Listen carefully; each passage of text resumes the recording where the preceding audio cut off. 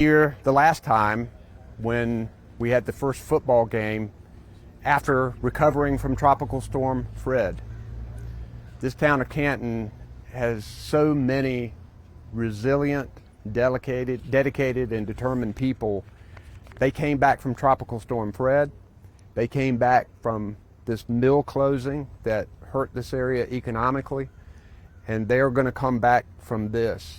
I'm so impressed with the preparation that was done here, understanding what storms could do, but not expecting the magnitude of the storm that actually hit.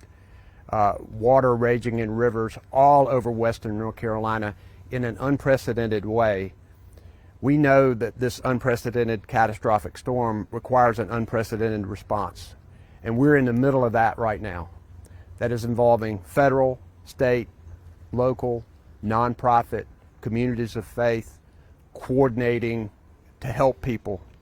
I have a list of things that we're providing to Haywood County. I won't go down it all, but it goes from water to medical cots to swift water rescue teams to law enforcement officers to medical and nurses and incident management teams, canine search teams, EPA hazmat specialists, high water clearance vehicles, cellular on wheels, ambulance strike team.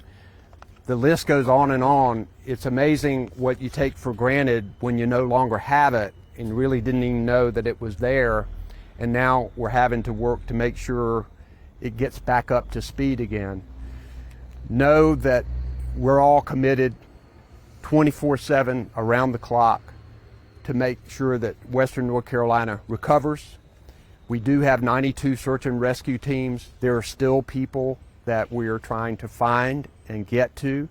The good thing is that a lot of people have now begun getting communication and are letting their loved ones know they are okay, but there are still others in individual counties that they are going after, and we have teams helping them. I'm glad to be here with FEMA Administrator Deanne Criswell. Her and her team have been with us since day one. How many now? It was over 50,000 who've applied for FEMA assistance yesterday evening. It's definitely much more than that. Much more than that, but people can go to disasterassistance.gov or download the FEMA app and can register for help. More than $6 million has already been paid to people. We're grateful to have her here. We also have our Secretary of Department of Public Safety, Eddie Buffalo, working with our emergency management team to coordinate with the counties. We have our Secretary of the Department of Health and Human Services, Cody Kinsley. All 22 of the hospitals in Western North Carolina are back on the power grid, but we're working with them to manage their significant challenges that they have, bringing in medical assistance for them. We're also working with water systems across the area because we know that there are significant issues there. We also have with us Representative Mark Pless, who is here, and we have the Mayor of Canton, who's I've been grateful for his strong leadership here over the years with all of the challenges this town has faced. And I'm going to stand close to him because I got all these mics on me, but I want him to give you guys just a little background of this town and good things that have been done here. So Mayor, I'll call on you. We're still here, first off, and that's important not just for our citizens of Haywood County to hear, but our friends and neighbors across Western North Carolina.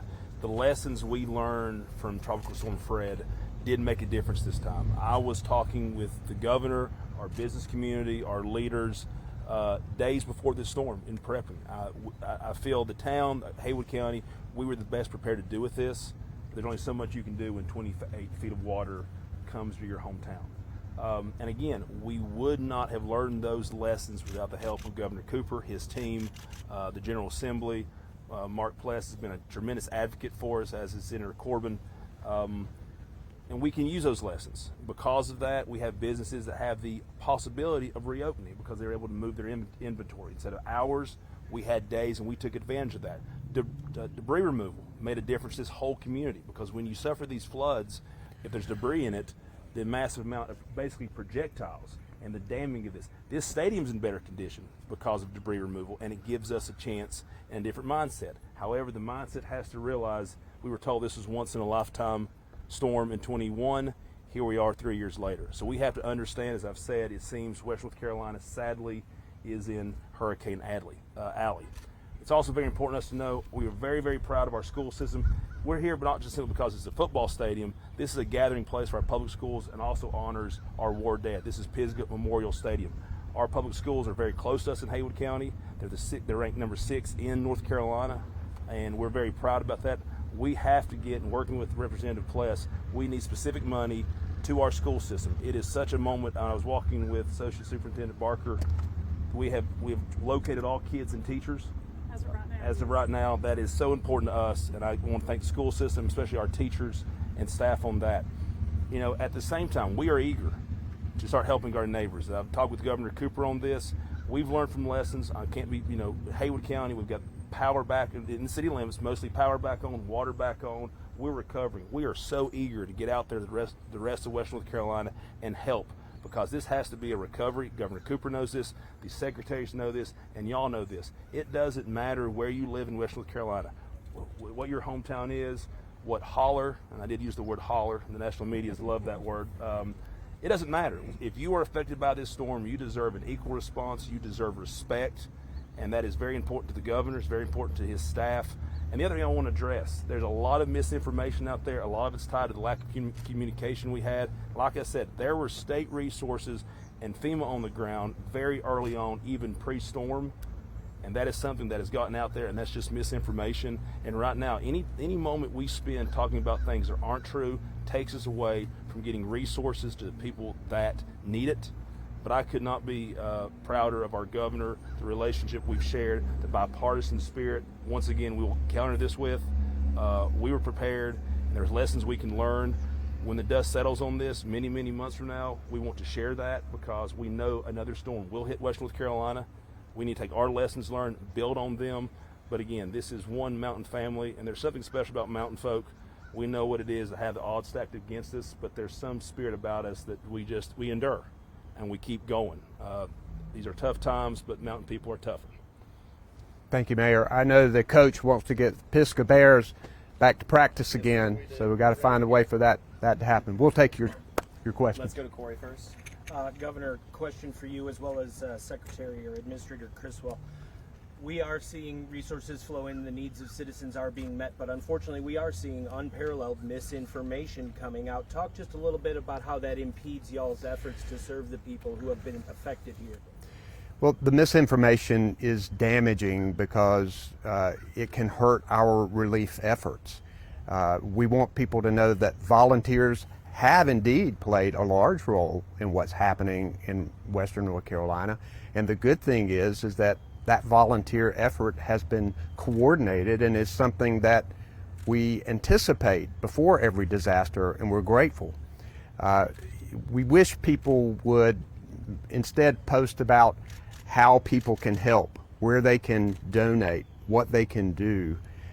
There's a lot of hard work. It also demoralizes National Guard soldiers who are out here for days and days, and people who are working in emergency management, who are working around the clock to help people. When people talk on social media about that nothing is being done, that's just not true, and it's frustrating to them. It doesn't bother me. I'm used to that kind of criticism. I'm concerned about them, and we all need to pull together here. I guarantee you this. It makes no difference who you are or where you live. If you need help, we're going to work around the clock to try to get you that help. And one of the good things, this is my 7th or 8th county. I plan to hit everywhere in Western North Carolina. And one of the things I've been able to do is get people to tell me things that are happening that are good, and tell me things that they need. And not only do we try to address those individual needs, but we also are hearing that, hey, this is some area where we need to do even more. And there's so many things that people need that we want to make sure that we provide for them. And Administrator, I don't know if you want to add anything to that. Governor, I'll just add 2 very specific things for us. One, there's a lot of misinformation about the fact that we are not going to have enough money because it's being redirected elsewhere. Just plain false. We have everything you need, Governor, everybody here in North Carolina, and we are going to be able to continue to provide that assistance as long as you need it. And the second part I want to say is we have resources for individuals. We want them to apply for assistance. This level of misinformation creates this scenario where they won't even come to us. They won't even register. And I need people to register so they can get what they're eligible for through our programs. And so I really need your help in letting people know that the resources are here. They'll continue to come, and they need to apply to FEMA so they can get additional financial assistance, the individuals, for the things that they need most. Spectrum. Hi, Governor Cooper. This community, Haywood County, Canton, has seen so much from Fred to the pandemic to the mill closure. I just want to know what you want to say to people in Haywood County, and specifically Canton, as they're sort of going through yet another rough time. So I'm always inspired by people in Canton and Haywood County when we come and talk about disasters, because they always build the rest of us up. Their optimism, their enthusiasm, their dedication has been amazing. I was telling a story. One of the things that we do to deal with disasters is that we have agreements with other states where they come in a coordinated way and help us. So we have people from all over the United States who are helping us, and we send our teams to other states when they need us. But I talked to one who said, I've done 9 disasters. The North Carolina people are the nicest people I've ever met. One person who had flooding in her home offered to do the laundry for the people who were there from another state. There are many more examples like that, but I am grateful for their can-do spirit and know that we want this place to come back too. We also know that we're going to have to come back in a different way. We're going to have to be more resilient. We're going to have to understand that, yes, water can do what it just did. So as we rebuild, we need to keep that in mind for sure. USA Today. Governor, I think I heard you mention a bill earlier as we were walking by. What can the Assembly do and what can you do moving forward to address recovery, economic, and more? Well, the federal government is surging a lot of resources. A lot of private nonprofit are helping to funnel money for resources. But the more long-term issues of lost money in a fall economy by merchants here, people who are unemployed, our unemployment rates are low. We need to make sure that people get more unemployment for being out of a job a long period of time. This is an opportunity to help our schools that need significant help, and particularly are going to need more infrastructure. And what we want to do is to try to fill in the gaps of where all of the other resources might not fill.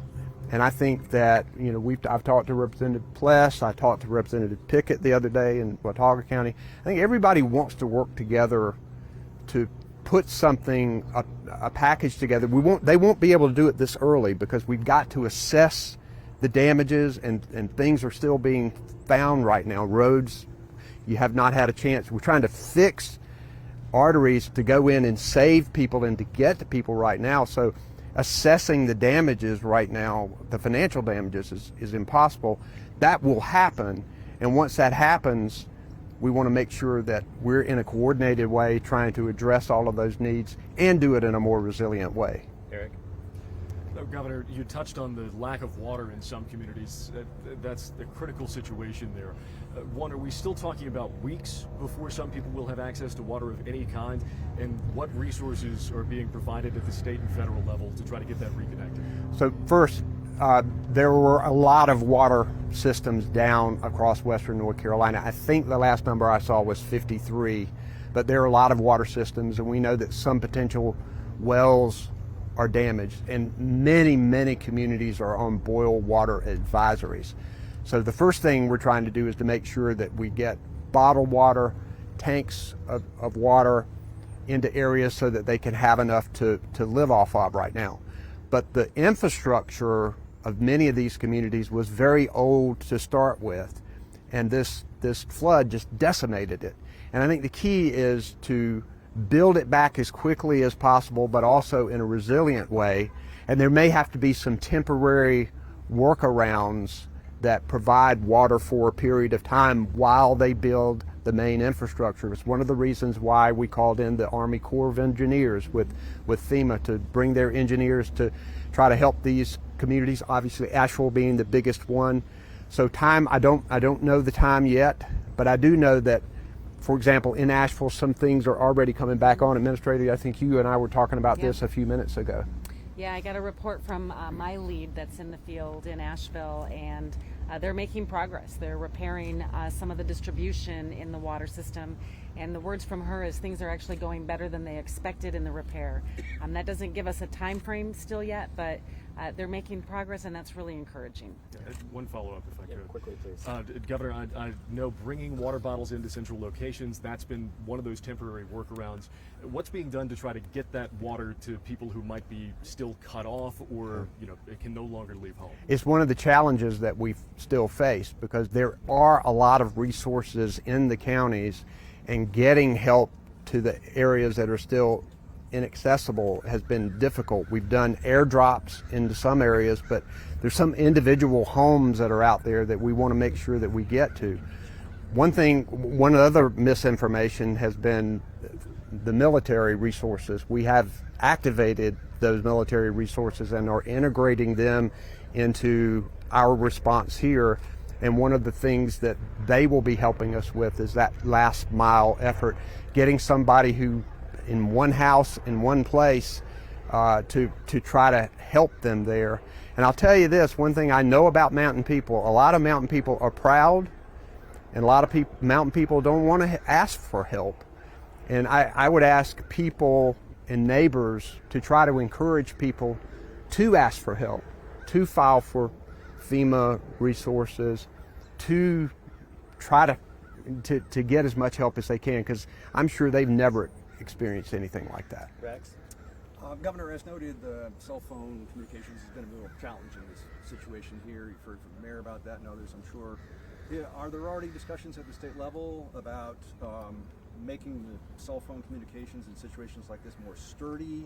And if so, what would those things be? How would you do that with some backups, or just making it sturdier? Because as the mayor notes, we're now in Hurricane Alley. Well, first we're pushing them to get it back on, and that's an hour-by-hour push to get deployable resources, to give temporary help and connection to fixing towers, and the multiple agreement they have. If that, say, a Verizon gets up a tower, everybody can use it, trying to get the resource out there right now.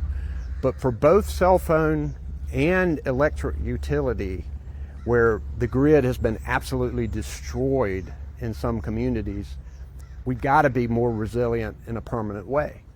And the challenge is that it is more expensive to run lines underground and to make it more resilient in other ways. And Western North Carolina is such a special place. It is not only special for many of us with memories of many places that we've seen them washed away, and that's really hard for people who live here. It's hard for people who live all over North Carolina, who love Western North Carolina. But we think this investment is important not only for the people here, but for the economy of our state, because this is a place that people want to come and want to be. So I will certainly be advocating for long-term investments that are more resilient here, and I think there's a group of people who all of us want to work together to do that. Last question, Vicki. Yes, about the Canton Mill. We understood that there was supposed to be a transfer of ownership October 1st, which didn't happen. So what do you hear on that? What do you hear about the wastewater treatment? Is it working? And what do you hear about any other thing? So my team has been working hand in glove with the mayor. Absolutely.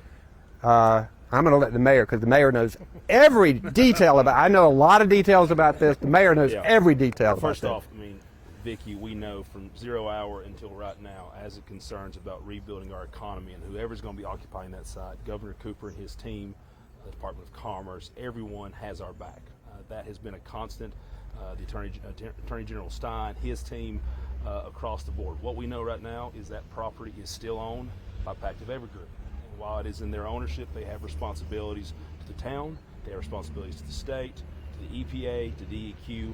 Our understanding is that wastewater suffered catastrophic damage. My understanding is that Pactive is currently working to fix that.